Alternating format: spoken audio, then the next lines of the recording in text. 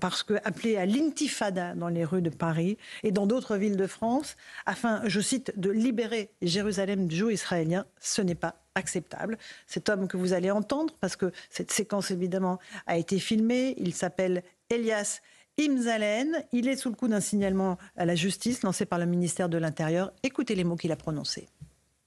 Est-ce qu'on est prêt à mener l'intifada dans Paris? Dans nos banlieues? Dans nos quartiers? Pour leur montrer que la voie de la libération vient de nous, qu'elle démarre de Paris, qu'elle passera par Marseille. Et bientôt, Jérusalem sera libérée et nous pourrons prier au Masjid el-Aqsa. Et Jérusalem deviendra la capitale de tous les révolutionnaires. Et ce génocide a des complices. Ce génocide a des complices. Il s'appelle Biden. Il s'appelle Macron. Macron, le voleur d'élection, n'est-ce pas?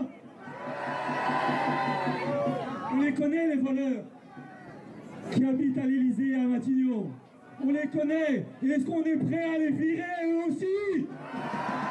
Voilà pour les harangues d'Elias Imzalen, Louis de Ragnel, un individu, comme je le disais, fiché S. Oui, c'est un individu qui a à peu près une quarantaine d'années, que figurez-vous que j'ai rencontré à plusieurs reprises, et qui prend de plus en plus de place depuis une dizaine d'années dans la sphère de l'islam radical politique. C'est pas quelqu'un de religieux, c'est vraiment quelqu'un qui défend l'islam politique partout où il se trouve. Il appelle à l'intifada dans toutes les villes de France. Il est à la tête d'un site internet qui s'appelle Islam et Info, et qui est une plateforme internet qui est très suivie et qui notamment lutte de manière très offensive contre l'islamophobie, toujours avec des messages officiellement en apparence très positifs, très gentils. Il n'y a jamais de voix agressive.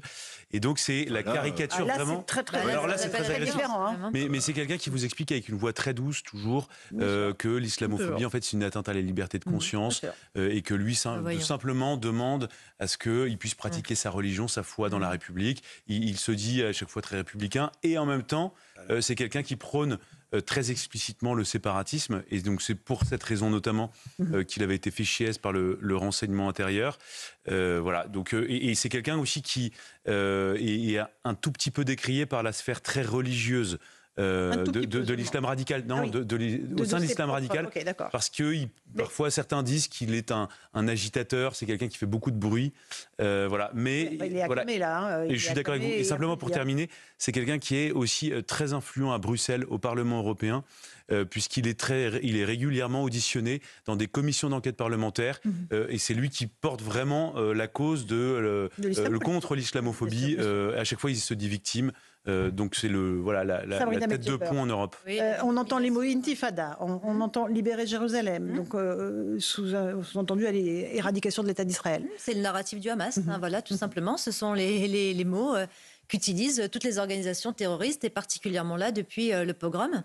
Donc Elias Imzalen, qui est donc apparemment connu des services de renseignement, eh bien aujourd'hui, en France, en 2024, il peut appeler au soulèvement, il peut appeler à la division, il peut appeler au chaos, il peut appeler à la violence, sans que cela n'émeuve personne. Je suis désolée, alors Gérald Darmanin a très bien fait d'avoir saisi le procureur au titre de l'article 40 du Code de procédure pénale, je crois, c'est ça, pour, j'imagine, incitation à la haine, mais il y a quand même, un changement culturel profond dans la société française. Est-ce qu'aujourd'hui, en 2024, il est normal d'écouter un homme prédire, prêcher, inciter à la haine en pleine rue, en pleine manifestation, devant une foule absolument exaltée, assoiffée de ces paroles qui peut-être un jour pourraient passer à l'acte criminel? C'est ça la question. Absolument. Jean-Christophe Couvi, policier. Oui, nous, ça nous inquiète énormément. Effectivement, on a plein de signaux faibles qui remontent comme ça, où on se rend compte que maintenant la parole s'est complètement libérée. Et moi, ce qui me fait mal, alors effectivement, on n'est pas salafiste, on le devient. Donc, c'est à cause d'hommes comme ça aussi qu'il y a un endoctrinement, qu'il y a des messages qui touchent, notamment des personnes qui sont très névrosées. Et donc, ça leur touche et ils plongent dans l'islamisme radical. Et moi, ce qui me gêne, en fait, c'est que quand on discute avec des personnes de confession musulmane, modérées, normales, tout à l'heure, j'étais avec une amie, et elle me dit, en fait, on sent qu'en France, maintenant, il y a une espèce d'islamophobie qui plane. Et donc, non, mais parce que justement, en fait, ils réagissent tellement a infusé cette idée qu'il y a la haine du musulman, que les Français sont contre les musulmans, etc., que même les personnes qui pratiquent l'islam de façon modérée se sentent eux aussi peut-être mis dans la même corbeille. Et ça, c'est là-dessus qu'il faut lutter. Et là-dessus, on attend justement derrière que l'État soit, mais sans pitié avec ces gens-là, parce qu'ils font énormément de mal à la société française. Rachel Kahn.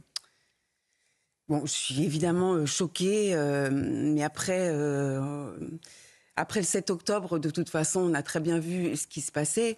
Mais pour rebondir sur votre édito, sur ce mot intifada. Première, deuxième intifada, donc c'est véritablement la guerre, c'est des attentats suicides, c'est ça que ce monsieur appelle en France. Et à force de répéter deux peuples, deux États, deux peuples, deux États, en réalité, c'est consacrer le fait qu'en France, il y aurait deux peuples. C'est-à-dire, c'est une brèche dans cette République une et indivisible. Et pour que ces personnes qui sont effectivement, qui se laissent embarquer dans cet endoctrinement qui a lieu depuis des années, cet entrisme au sein des associations culturelles, sportives, à l'école, à la fac, sur cette instrumentalisation du droit, ils font de notre devise tout ce qui nous divise. C'est-à-dire qu'ils instrumentalisent l'égalité pour en faire de l'égalitarisme, la liberté pour mettre le voile sur les femmes et donc on devienne inégalitaire finalement, la fraternité disloquée et la laïcité devient un principe islamophobe. Donc détruire ce droit-là, coloniser les mentalités par une idéologie morbide et avec ces mots décolonisation, apartheid, génocide, tout ce que vous voulez pour évidemment mettre une cible dans le dos des Juifs, mais surtout de tous ceux qui ne se revendiqueraient pas comme eux, puisqu'en réalité, ils veulent créer ce deux peuples en France et à Paris, et c'est ça qui est extrêmement dangereux. On va écouter après l'imam Chalgoumi. Non, moi, je veux dire à Jean-Christophe, que fait la police? C'est-à-dire que... Non, je plaisante, bien sûr. Oui. Non, mais comment on peut accepter ça aujourd'hui en France? Moi, ça m'effraie. C'est-à-dire que la parole comme ça, c'est libéré, entre guillemets. Il y a quand même le procureur de la République qui a dit... Mais attention, dites-vous, il faut se le dire. Ce qu'ils annoncent, ils vont le faire. C'est-à-dire que malheureusement, je pense qu'il n'y a évidemment pas l'ensemble des musulmans français qui veulent pas ça, du moins je l'espère, mais c'est clair qu'ils sont en train de chauffer des gens. Je sais comment ça vient dans les cités HLM, encore une fois. On peut chauffer les gens très facilement, et ça veut dire que moi, c'est ma grande crainte. Pour tout vous dire, c'est que justement, il passe à l'acte. C'est-à-dire qu'il y a un 7 octobre, mais dans les rues de Paris ou en Europe ou en France. Et donc, il faut, encore une fois, la meilleure défense, c'est l'attaque. Il faut anticiper. On va attendre qu'il y ait encore, je dirais, un 7 octobre en France ou qu'il y ait le Bataclan, etc. Qu'est-ce qu'on attend pour réagir? Dire que, et voilà, on voit les personnes qui sont là, qui disent ouais super, ouais, l'intifada, on va tout casser. C'est quand même terrifiant. Donc imaginons l'image qu'on peut véhiculer pour là. On s'étonne qu'effectivement qu'il y ait une montée de certaines idées aujourd'hui, mais c'est logique. Donc entre l'insécurité et des personnes qui prônent justement, voilà, l'intifada, mais en fait ça veut dire simplement le chaos social, sociétal, je trouve ça quand même très dangereux. On écoute juste l'imam Chalgoumi, l'imam de Drancy, et je vous passe la parole, Jean-Christophe Couvi. C'est la vraie menace de la nation par cet islamiste Ilyes Mziane et aussi ses complices de l'extrême gauche, soi-disant pour une manifestation pro-palestinienne, mais il n'y a rien à voir ni à la Palestine, ni d'autre chose. Vous savez, les propos que le tient et le discours, il est tellement de gravité extrême, et j'espère qu'aucun homme politique, ni un citoyen, ni un homme engagé qui peut tolérer dans notre République, il y aura des discours comme celui-là, parce que c'est un appel à la haine, appel à la division, c'est un appel à la confrontation, c'est l'appel au djihad. Alors, juste, ce que fait la police et la justice, c'est s'occuper du côté opérationnel, j'allais dire. C'est-à-dire que nous, en fait, on intervient quand la ligne est franchie et que la loi interdit. Sauf qu'on voit bien que derrière tout ça, en amont, c'est en amont qu'il faut aussi agir, parce que ces personnes-là utilisent une communication cognitive. C'est toujours les infidèles, le génocide, les koufars, enfin, je veux dire, les mécréants. Et en fait, tout ça, ça tape dans le cerveau de certaines personnes qui ont justement cet écho. Et donc, du coup, à la fin, à force de répéter des choses très simples et de montrer effectivement un ennemi, eh bien, on y croit. Et à la fin, on passe à l'acte. Et c'est ce que font d'ailleurs toutes les personnes qui veulent, endoctriner. C'est des messages très simples, très clairs. Et effectivement, vous ciblez un ennemi et vous lui donnez ce rôle de méchant, de mécréant, d'infidèle, etc.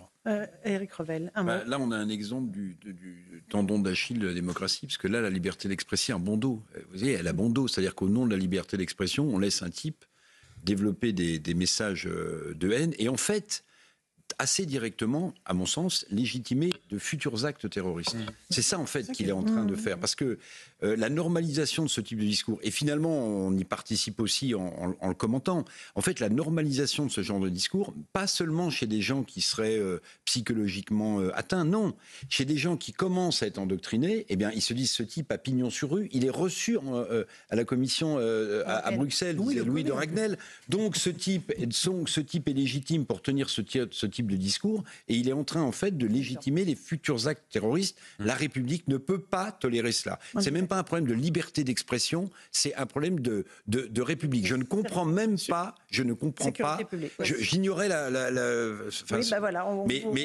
mais c'est absolument hallucinant qu'il appelle à l'intifada. Qui relaient, qui sont le 6e front de la guerre, les réseaux sociaux, TikTok, etc., qui relaient, et pour des techniciens de la sécurité et de la défense, vous disent que c'est véritablement le 6e front de la guerre. Oui, et juste pour dire qu'il a des amis auprès de la France Insoumise. Hein. On l'a vu en photo avec Claude Boyard et Thomas Il les conseille. Et Ercilla Soudet. Oui. Et effectivement, c'est une amitié d'ailleurs qui est assumée par lui, et qui, comme en fait, il est vraiment dans une stratégie politique, il assume totalement de manière d'avoir des relais politiques, de les approcher, de leur pousser un certain nombre de messages pour qu'ensuite ces personnalités politiques qui sont élues à l'Assemblée nationale, par exemple, puissent relayer son propre discours.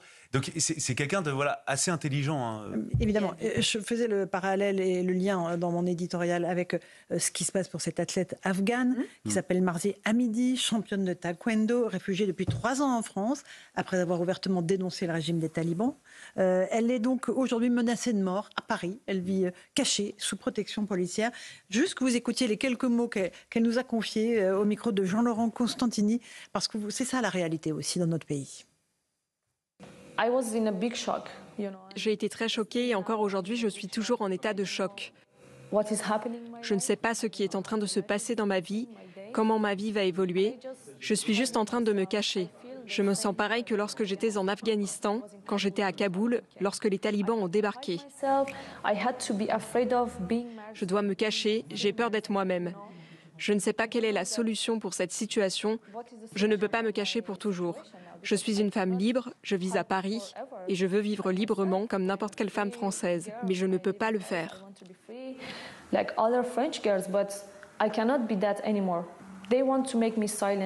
Ils veulent me faire taire, ils veulent m'arrêter, mais je ne les laisserai pas faire. Je ne veux pas que cela arrive à d'autres femmes. Il y a beaucoup d'autres femmes qui viennent d'Afghanistan, qui sont comme moi, des activistes en Europe et qui vivent la même situation que la mienne. Jusqu'à quand devons-nous être les victimes? Voilà pour cette interview vraiment édifiante de Marzieh Hamidi, donc afghane, qui quitte les talibans à Kaboul parce qu'ils la menacent et qui les retrouve à Paris. Elle est menacée de mort. Alors donc, ça veut dire qu'ils sont dans notre pays. Je l'ai tweeté tout de suite d'ailleurs. Je trouve que c'est l'honneur de la police de défendre cette femme, de protéger cette femme et on le fera effectivement de notre corps s'il faut, parce que derrière tout ça, c'est la liberté.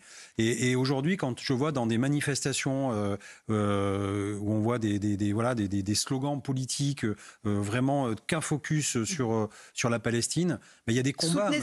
Soutenez cette femme. Qu'est-ce qu'on fait? Où sont les manifestations pour les femmes afghanes? Où sont les manifestations pour les Iraniennes, le Bangladesh, les Iraniennes, etc. En fait, on voit bien que derrière tout ça, c'est purement politique et c'est vraiment pour, encore une fois, déstructurer cette société française. Et c'est tous ces petits renoncements moi, qui me font mal, parce qu'elle a raison, elle quitte un pays en guerre où elle est traquée, et elle arrive en France dans un pays dit libre, où normalement elle doit sortir librement, et encore une fois elle est traquée. Eh bien, je suis désolé, on a échoué. Voilà. Bien sûr qu'on a échoué. Et le 11, c'est la France, et je rejoins ce que m'a dit Mme Comines. Est-ce que la France va la tuer aussi un jour? Rachel? Non, mais moi ça me fait penser à la phrase de Peggy, en fait, sur il y a pire que les esprits pervers, il y a les esprits habitués. En fait, on ne peut pas s'habituer face à ce terrorisme qui est multiforme en réalité. Un terrorisme, évidemment, avec le terrain, mais aussi qui imbibe notre société pour que nous soyons si fragiles qu'on soit obligé de nous taire. Allez, petite pause, on se retrouve dans Punchline. On continuera le débat, Sabrina. On va revenir sur la situation dans notre pays, politique, ce que fait Michel Barnier, le retour aussi du ministère de l'Immigration. Ça faisait longtemps qu'on n'en avait pas entendu parler. On verra. Essayer de comprendre. Voilà. Et ce qu'il y a dedans. A tout de suite dans Punchline, c'est News Europe 1.